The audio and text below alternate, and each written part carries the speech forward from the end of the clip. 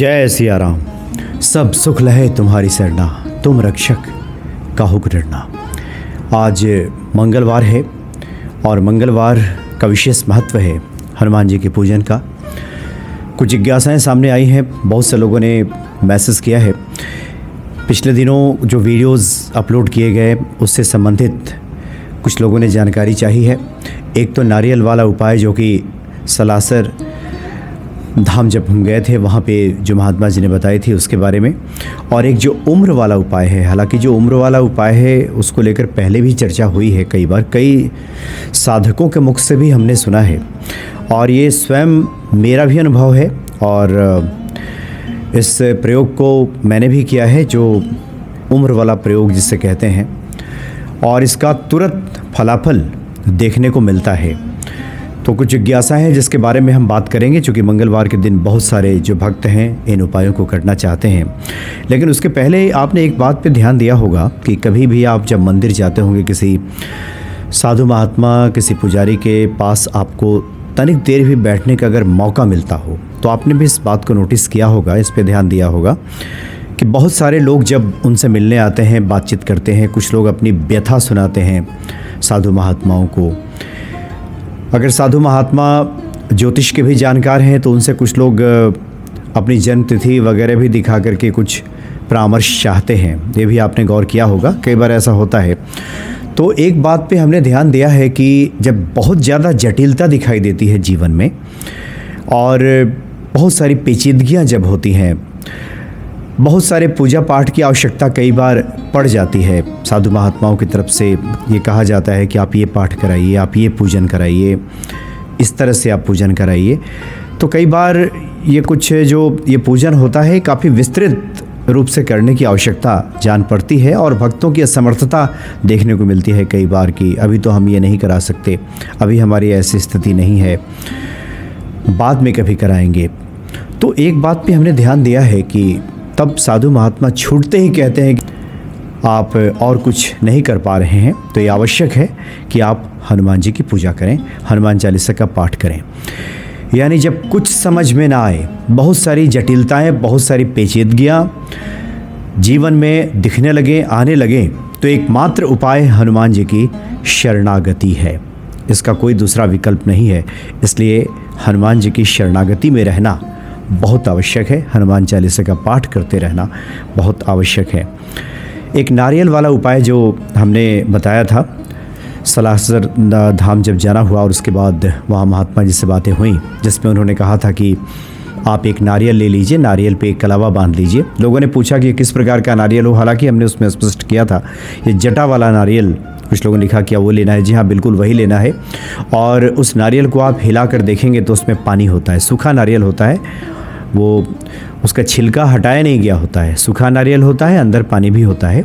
उस पर आप सिंदूर का टीका लगा दीजिए, उस पर कलावा बांध दीजिए और 11 बार आपको इन चौपाइयों को दोहराना है कि कौन सो संकट मोर गरीब को, जो तुमसे नहीं जाते है टारो, बेगी हरो हनुमान महाप्रभु, जो कछु संकट होए हमारो, को नहीं जानत है जग में कपि, संकट मोचन नाम तिहारो।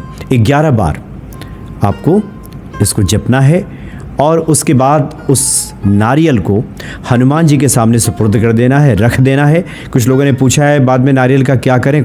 आपको कुछ नहीं करना है, वही नारियल छोड़ देना है। जहाँ जिस मंदिर में आप गए हो वहाँ नारियल वहीं छोड़ दीजिए और हनुमान जी के सामने ये नारियल रखने के बाद फिर आपको 11 बार हनुमान चालीसा का पाठ करना है। अब लोगों ने पूछा है कि ये कितने दिनों तक करें? तो वैसे तो देखिए, एक बार ही आप कीजिएगा तो आपके रास्ते सुगम होने लगेंगे। लेकिन अगर आपको लगता है कि परेशानी ज़्यादा है तो कम से कम 5 मंगलवार ऐसा कीजिए, 11 मंगलवार ऐसा कीजिए, आपकी श्रद्धा पे है ये। लेकिन इतना तय है कि आप 1 मंगलवार भी करेंगे अगर, तो आपके रास्ते आसान होने लगेंगे, हनुमान जी की प्रसन्नता आपको प्राप्त होनी शुरू हो जाएगी। इसमें आप धीरज नहीं खोइएगा, इसमें बहुत जल्दी घबराना नहीं है, थोड़ा इंतज़ार कीजिए। यह अनुभव में देखा गया है कि थोड़ा आप जब समय देंगे तो धीरे धीरे फिर रास्ते आपके सुगम होने शुरू हो जाएंगे और हनुमान जी पे आप श्रद्धा बनाए रखेंगे। सिर्फ ये देखने के लिए कि नहीं कि हम करके देखते हैं, ऐसा नहीं, आप श्रद्धा के साथ करें, निश्चित तौर पे आपको फलाफल की प्राप्ति होगी। कुछ सवाल आते हैं कि हम जब रात्रि पूजन करें, क्योंकि कई बार ये बताया जाता है कि रात्रि में भी सोने से पहले आप हनुमान चालीसा का पाठ कर लीजिए। तो रात्रि पूजन हम करें तो खाना खाने के बाद करें या खाना खाने के पहले करें? देखिए, अगर आप सुंदरकांड का पाठ कर रहे हो संकल्पित होकर के, और रात्रि में भी कई बार सुंदरकांड का पाठ किया जाता है रात्रि 9 बजे के बाद या फिर सायंकालीन, जिसको संधि वेला कहते हैं, तो उस समय तो आप भोजन ना करें। सुबह से आपने कुछ खाया है, कोई दिक्कत नहीं है, लेकिन उस वक्त आप शुद्धता का ध्यान रखते हुए, अगर आप मांस मदिरा का सेवन नहीं करते, किसी प्रकार के व्यसन से दूर हैं, तो हाथ पैर धो करके ही आप बैठ जाइए और हनुमान जी की पूजा कीजिए। जो भी आप पाठ करना चाहते हैं, नियमित क्रम में अगर आप पूजन करना चाहते हैं कि प्रतिदिन रात्रि शयन से पहले हनुमान चालीसा का पाठ करना है, तो इसमें यह आवश्यक नहीं है कि आप खाना खाने के पहले ही करें, खाना खाने के बाद भी कर सकते हैं। जैसे आपने खाना अगर रात्रि के 8-9 बजे तक कर लिया और उसके बाद फिर हाथ पैर धो लीजिए कुछ देर के बाद, आधे घंटे के बाद, और फिर जो भी पाठ आप करना चाहते हैं वो कीजिए। और ख़ासकर जो निशा पूजा की जाती है रात्रि 11 बजे के लगभग, वो तो खाना पहले ही खा लेंगे, उसके बाद हाथ पैर धो करके प्रतिदिन की पूजा के लिए ये विधान है। प्रतिदिन अगर आप करना चाहते हैं, विशेष आपकी कोई पूजा है, कोई अनुष्ठान है, तो उसके लिए तो फिर जो नियम है उस नियमों का पालन करना होगा, लेकिन आप ऐसा कर सकते हैं। दूसरा, कुछ लोगों ने पूछा है कि जो उम्र वाला उपाय, देखिए जो उम्र वाला उपाय हनुमान चालीसा का है, ये स्वयं सिद्ध उपाय है। बहुत सारे साधकों ने इसको किया है, उन्होंने अपना अनुभव स्वयं बताया है, बहुत सारे भक्तों ने भी किया है, और ये तो वो उपाय है जिसे स्वयं मैंने किया है, और इसका हमने बहुत शीघ्र फलाफल देखा है। और ये भी बहुत दिन करने की आवश्यकता नहीं होती, आप एक मंगलवार ही अगर आपने कर लिया, यानी ये वो उपाय है कि जितनी आपकी उम्र है उतने हनुमान चालीसा का पाठ करना है मंगलवार को, और एक ही दिन में ये पाठ पूरा कर लेना है। उम्र से 1 वर्ष ज़्यादा, यानी एक पाठ ज़्यादा इसलिए बताया जाता है कि कोई त्रुटि अगर बीच में रह गई हो, तो एक आपने ज़्यादा कर दिया तो फिर वो उसके त्रुटि की पूर्ति हो जाती है। तो जितनी आपकी उम्र है, अगर आपकी 20 साल की उम्र है तो 21 बार हनुमान चालीसा का पाठ संकल्पित होकर के, हाथ में पुष्प लेकर के या जल लेकर के, अक्षत लेकर के, उसमें हनुमान जी से प्रार्थना कीजिए कि प्रभु मैं ये अनुष्ठान कर रहा हूँ, ये पूजा कर रहा हूँ, और इसमें आप सफलता मुझे प्रदान कीजिए, मेरे संकल्प को पूरा कीजिए, जो भी मेरी कामना है, चाहे वो सांसारिक हो या कोई भी कामना हो, उसको आप पूर्ण कीजिए। और इस तरह से आपको पाठ करना है।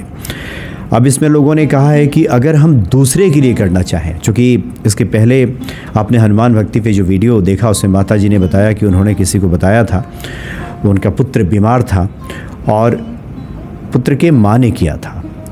तो बिल्कुल कोई दूसरा व्यक्ति भी कर सकता है, लेकिन जिसके लिए करना है, मान लीजिए कि अगर किसी माँ को अपने बेटे के लिए करना है, तो बेटे की जितनी उम्र है उतना पाठ करना है, यानी उतने उम्र से एक पाठ ज़्यादा कर दीजिए। जैसा कि हमने कहा, त्रुटि की क्षमा के लिए कि उसमें पूर्ति हो जाएगी आपकी।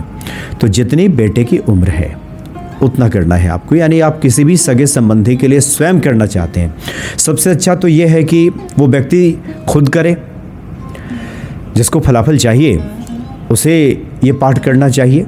लेकिन अगर स्थिति ऐसी नहीं है, कोई बीमार है, उसकी दशा ऐसी नहीं है कि वो पाठ कर सके, तो फिर उसके जो सगे संबंधी हैं, जो निकट के उसके लोग हैं, माता पिता, वो इस पाठ को कर सकते हैं। जिसके लिए किया जा रहा है उसकी जितनी उम्र है उतना पाठ करना है, एक पाठ बढ़ा के करना है। और ये पूछा गया है कब करना है, तो आप मंगलवार को कभी भी कर सकते हैं। आप सुबह कीजिए, शाम कीजिए, दोपहर कीजिए, सिर्फ ध्यान रखना है कि एक दिन में ये पाठ पूरा हो जाए। अगर किसी की उम्र 15 साल, 20 साल, 25 साल, 30 साल तो है, तो एक ही बैठक में कर लीजिए, ज़्यादा अच्छा है। लेकिन अगर किसी को 40 साल 50 पाठ करना है, 40 पाठ 50 पाठ ऐसे करना है अगर, और उसको बैठने का अभ्यास नहीं है, वो किसी साधना में नहीं है, तो एक बार में शायद उसके लिए मुश्किल हो जाए बैठना। तो इसलिए बीच में विराम दे करके भी उस पाठ को वो कर सकता है। सुबह भी कर सकता है, शाम में, दोपहर में विराम दे देकर भी इस पाठ को किया जा सकता है हनुमान चालीसा का। और निश्चित तौर पे हनुमान जी कृपा करेंगे। और ये अनुभव में देखा गया है कि ये निष्फल नहीं जाएगा। आप इस पाठ को करके देखिए भक्ति भाव से, या तो आप मंदिर में कीजिए या फिर अपने घर में कीजिए। आप हनुमान जी के पूजन की सामग्री आप जुटा लीजिए, जितना आपसे बन पड़े। उनके सामने दीपक जलाइए, घी का दीपक जलाइए, तेल का दीपक जलाइए, किसी भी चीज़ से आप दीपक जला सकते हैं। शुद्ध घी मिल जाए तो अति उत्तम। और उसके बाद पुष्प वगैरह रखिए, कुछ फूल वगैरह हनुमान जी को लाल फूल अर्पित कीजिए, कुछ मिष्टान उन्हें अर्पित कीजिए और उसके बाद हाथ में अक्षत या पुष्प या जल जो भी हो लेकर के आप हनुमान जी से प्रार्थना कीजिए कि प्रभु मेरे इस संकल्प को पूरा करें, ये संकट है, ये परेशानी है। और उसके बाद आप इस पाठ को कीजिए तो आप देखेंगे कि श्रद्धा भाव से किया गया पाठ कभी भी निष्फल नहीं जाता। अगर आपको लगता है कि वक्त लग रहा है, अभी तक कार्यों में विलंब हो रहा है, तो इतना समझिए कि कुछ प्रारब्ध हमारे प्रबल हैं और जैसे जैसे वो क्षय होंगे, ये तो हनुमान जी के ऊपर है।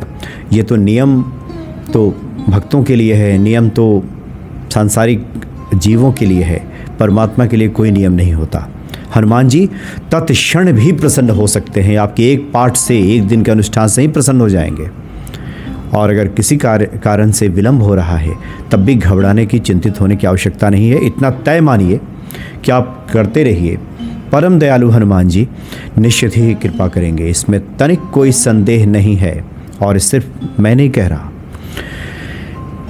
मेरा खुद का तो अनुभव है ही, लेकिन बहुत सारे साधु संत, बहुत सारे भक्त ऐसे मिल जाते हैं कि उनसे आप बात करेंगे तो हनुमान जी का नाम आते ही उनका गला रुंध जाता है, आँखों में जल छलक पड़ता है, अश्रु आने लगते हैं। इतने अभिभूत हैं लोग हनुमान जी की कृपा से।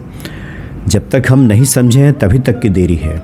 जैसे ही ये बातें समझ में आ जाएंगी वैसे ही सब ठीक हो जाएगा। और ये सब हनुमत कृपा से ही संभव है। हनुमान जी एक बार, सिर्फ एक बार अगर देख भर लें, उसके बाद सब संभव हो जाता है। कुछ भी कठिन नहीं है, कुछ भी मुश्किल नहीं है हनुमान जी के लिए।